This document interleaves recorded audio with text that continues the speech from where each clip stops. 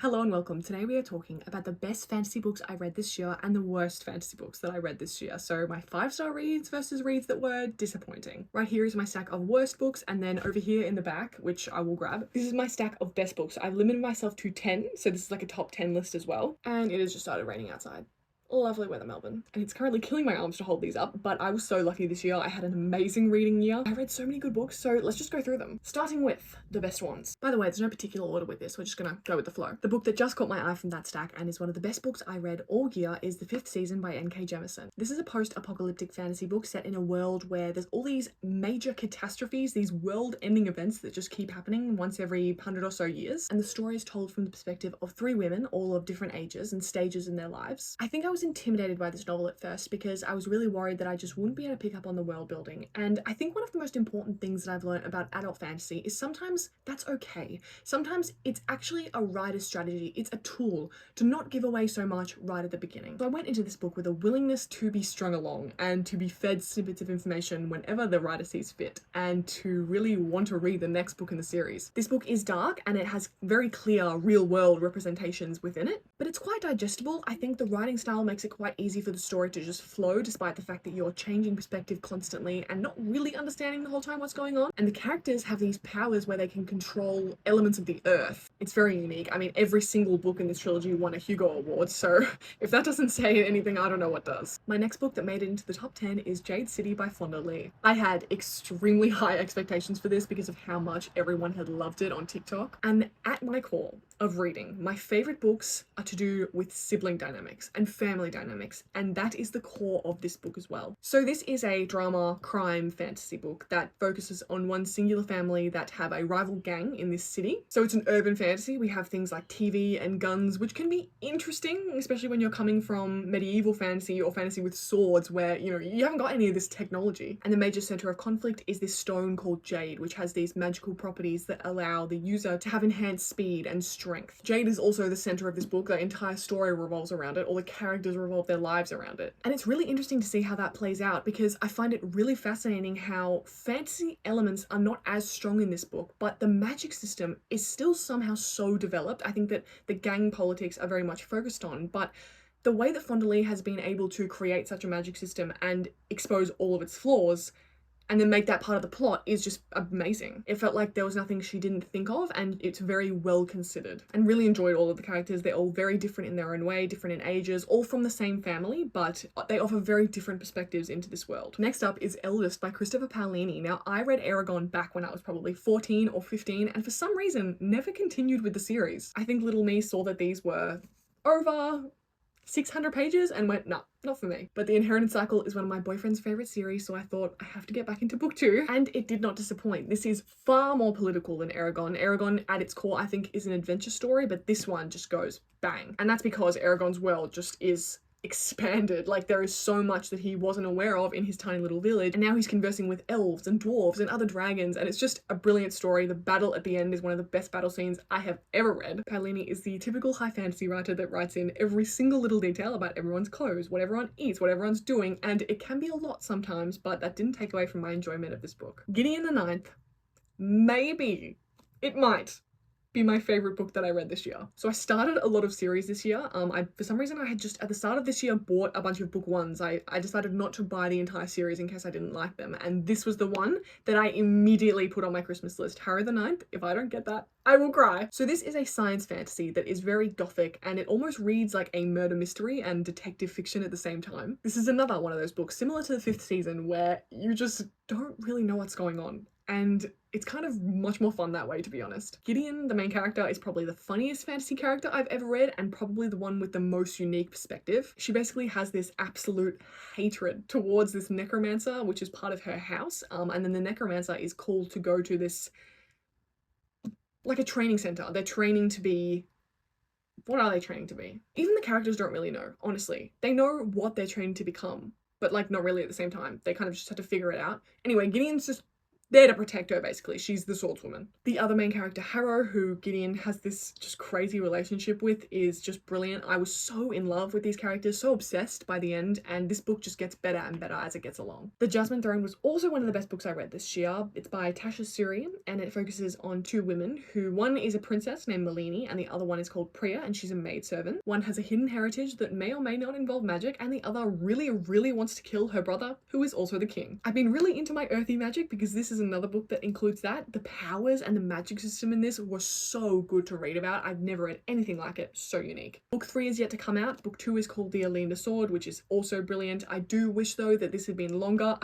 I never wanted this book to end. There are so many elements of this book that can be fleshed out and should be. I actually just wish the series was longer so I could just read more about it. And the writing is phenomenal, like so vivid and so brilliantly crafted. It's exactly my style. It's vivid, but it's to the point, and it's not too descriptive to the point that it's flowery and boring and repetitive. This was 5 stars. I absolutely loved it. One of the first books I read this year, and of course had to make this list, is Babel by R.F. Kuang, who is a legend. I read this straight after the Poppy War trilogy because I was just so engrossed with her writing, and it did not disappoint. It's sort of funny, I see two kind of sentiments coming from this book, is that one, people are too intimidated to read it because some people say it read like a textbook, but then you have people who have actually studied subjects like colonialism who say that this is only just touching the surface of that theme itself. But I really think this is accessible for any reader. It's not too difficult to understand. I never felt like I was out of my depth. I've certainly read books that deal with colonialism and imperialism before, but never in a dark academic setting and never with fantasy elements woven into it, and I think they were done so brilliantly, and I love this book. It's easily one of my favorite fantasy standalones I've ever read. Next up is A Day of Fallen Night by Samantha Shannon. I think I have spoken about this book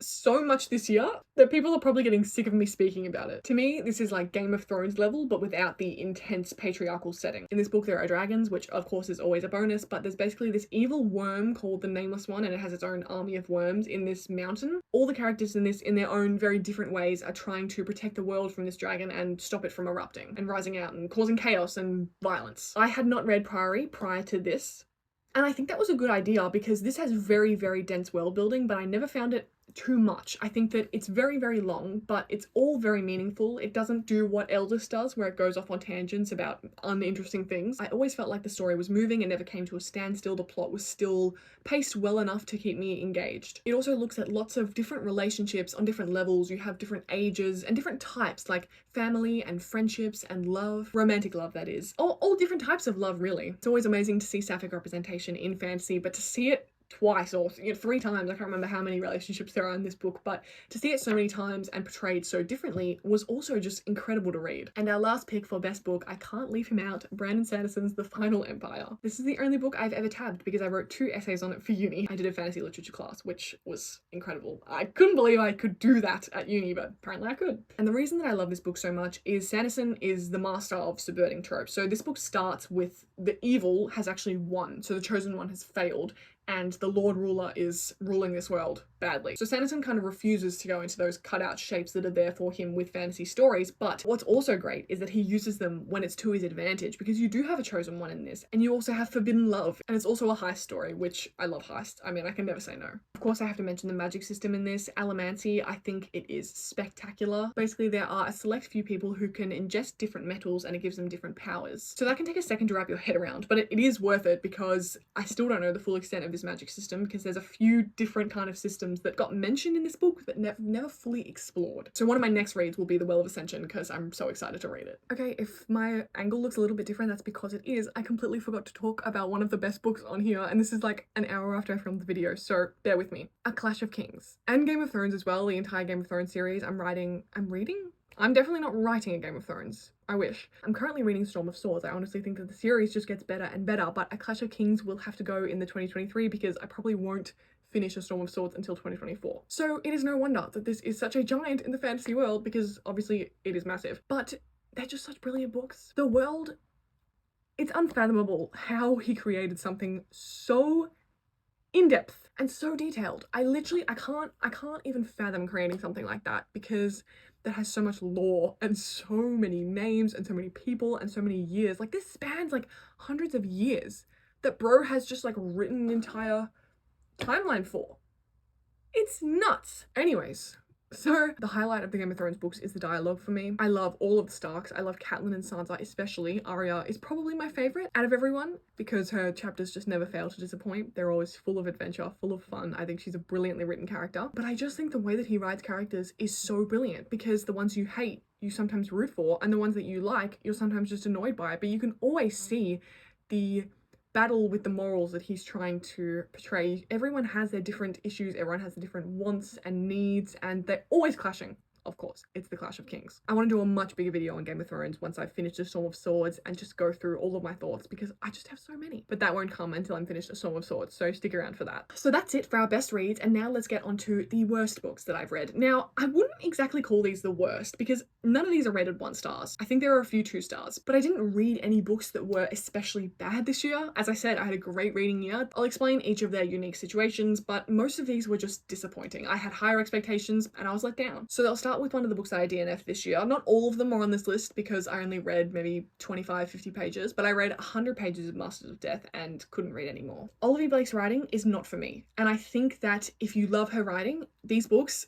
are amazing because the premises of her books, the actual plots and the ideas of them are fantastic. I read the blurb and I'm hooked instantly, but my kind of writing style that is direct and to the point but still has meaning is just the complete opposite of what Blake writes. Her descriptions are really long. Her sentences use so many words when half of the time they mean the same thing. When I would read, I would imagine myself having a pen and just crossing out all the stuff that doesn't need to be there because it is literally just filler, and the same thing could be interpreted from just like literally a quarter of the words she uses. And if you love this kind of writing, that's amazing because it is really poetic. The meaning is just lost on me when there is so much that I have to work through and cut away to get there. Also, one of my biggest pet peeves is not being given a reason to care about the main character other than the fact that they are the main character, and I didn't care about any of these characters about 100 pages in. It was very similar with Atlas 6. I just didn't like them. I didn't care about them, so this will be in the DNF pile. These Infinite Threads was a 3-star read for me. I really liked This Woven Kingdom, but this was a disappointment for me. I thought that it needed to be longer because to me it felt like nothing happened. This and a lot of the books on here are extremely affected by second book syndrome, in my opinion. The first book set up a really interesting dynamic between our 2 main characters, and it also set up some really amazing politics, which I was so excited for to be explored in this book, but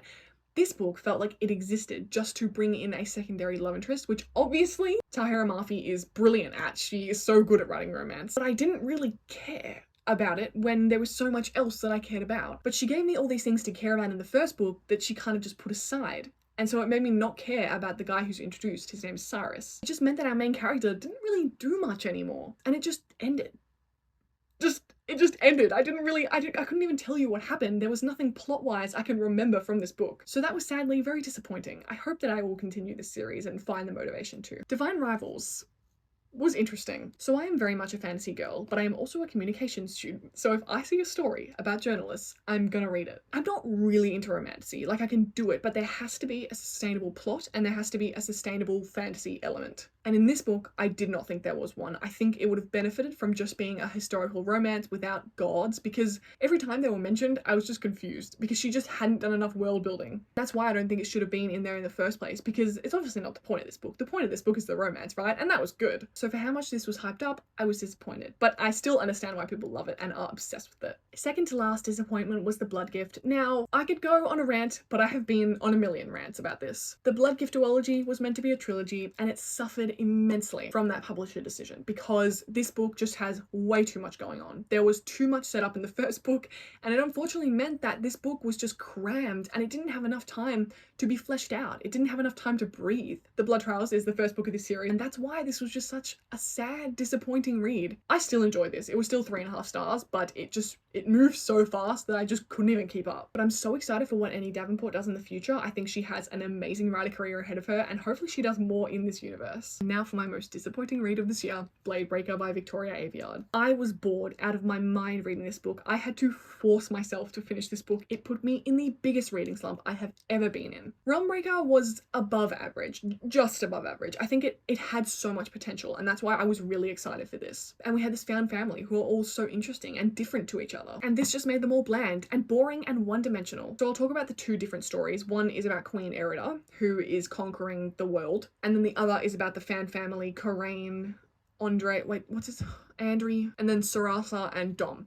So, and there were some other characters, but I can't remember them. I don't know why they were even included. I think it was just so they could show up and save them in the future, in the battles at the end. I don't know. So Queen Erida is the center of a plot twist in the first book, and I never saw it coming, and I thought it was so interesting. She has the Daenerys Targaryen type storyline where she's going around and conquering, and she's a little more evil, a little bit more on the morally grey / black side. But what makes Daenerys' story interesting and Erida's not is that Daenerys faces challenges. She faces conflicts that force her to reevaluate and change her actions and then grow from that. But Erida just goes around conquering and faces no issues, and the only kind of conflict she has is internal, but it's barely there. And by the time she conquered 1, 2, 3 castles, I was bored. I just didn't care about her anymore. So moving on to the other plot, which is the good guys, the found family. I think she was going for a kind of Six of Crows vibe here because there's a lot of perspective changes, but Six of Crows works because the characters are so interesting and so unique, and they have these crazy backstories. And these characters have all that, but the problem is that Aviar doesn't show it, and it doesn't impact the way that they speak to each other and connect with each other. My biggest problem was that every character's perspective sounded like someone else's. So the whole time they were talking about what everyone else was doing and where everyone else was, and the actual writing didn't feel like it belonged to a particular character. Also, for 3/4 of this book, they were going around and asking people for help and just telling people their stories over and over and over again. And Fatebreaker comes out in February or March next year, and I'm really excited to see how Aviar handles it because it's obviously the end of a trilogy, Fatebreaker, and there's a lot to fix, but I'd love to see her fix it, and I think it is redeemable. So there you have it. Thank you so much for watching this video. If you'd like to, you can subscribe for more fantasy book recommendations. I have been reading so much more recently because I finished uni. 2024 will hopefully be a massive year in fantasy. There are so many new releases that I'm so excited for, so thank you guys so much for watching again, and I'll see you in the next video.